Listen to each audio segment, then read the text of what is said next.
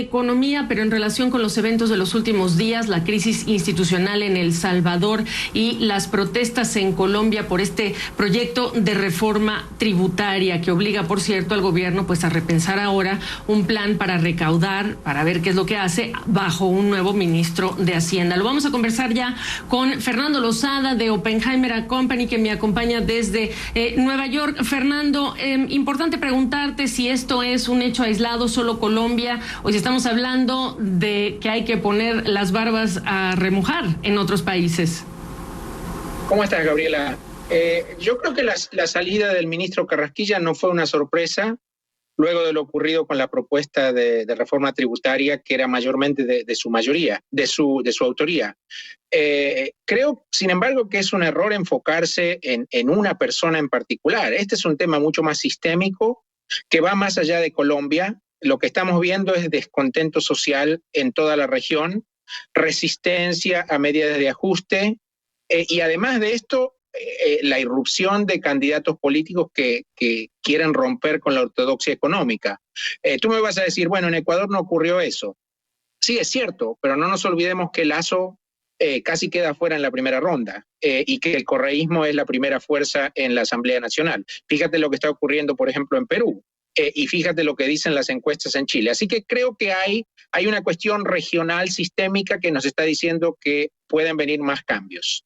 En Colombia, yo te diría, este descontento venía creciendo ya desde hace tiempo. La pandemia lo hizo explotar porque aceleró algunas tendencias, incrementos en los niveles de desigualdad, y también dejó al descubierto algunas fallas muy grandes de infraestructura que hay en Colombia y en toda la región, sobre todo infraestructura de salud.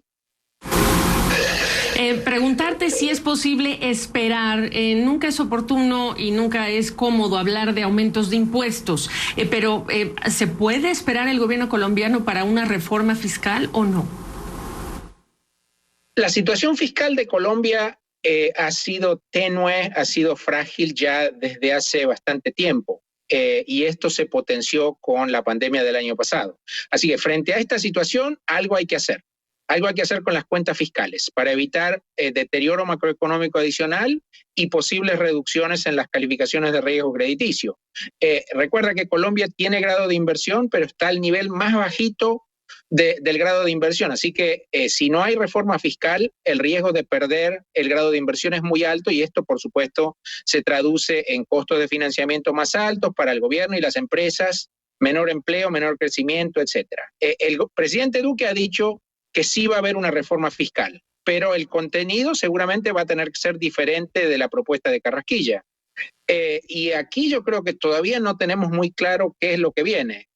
Lo que sí debemos considerar es que no es lo mismo una reforma basada en reducción de gasto que una basada en aumento de impuestos o en aumentos de ingresos temporarios versus una fundamentada en patrones fiscales de más largo plazo. Hay todavía muchas preguntas que tienen que responderse. Yo creo que sí va a haber una reforma fiscal, pero en cuanto al contenido todavía tenemos mucha incertidumbre. Ahora, háblanos de El Salvador y de lo que dijo, por ejemplo, hoy Kamala Harris cuando dice Estados Unidos debe hacer algo después de lo ocurrido el sábado. ¿Qué lecturas tienes en relación con ello? Cuando escuchas lo que dijeron representantes del gobierno, ellos mantienen que la remoción de los jueces estaba dentro de sus facultades y que este es un gobierno elegido democráticamente, lo que por supuesto es correcto. Sin embargo, la reacción de prácticamente todo el mundo fuera de El Salvador ha sido negativa. El mercado le bajó el pulgar porque los bonos perdieron cerca del 10% de su valor, y muchos funcionarios del gobierno de Estados Unidos y de la OEA también hablaron muy en contra de esto. ¿Qué es lo que está ocurriendo aquí? Yo creo que en la óptica de desguazar el poder judicial en cualquier país es muy negativa. Ya el partido Nuevas Ideas tiene el control del Parlamento, con las medidas del fin de semana va a tener el control del Poder Judicial, y la concentración del poder genera preocupación en todos lados, no solo en El Salvador. No nos olvidemos que las luces de alerta ya se habían encendido el año pasado, cuando el gobierno envió fuerzas de seguridad para irrumpir en el Parlamento. Yo te diría, desde un punto de vista más general, estamos viviendo en un mundo diferente de hace 10 o 20 años. Estamos viviendo en un mundo en el que consideraciones de medio ambiente, de sociales y de gobernanza en general son muy importantes, lo que se llama todos los conceptos de ESG en el mundo de la inversión. Y uno de ellos es, como te decía, gobernanza tanto a nivel corporativo como a nivel soberano. Así que esto no ha sonado bien.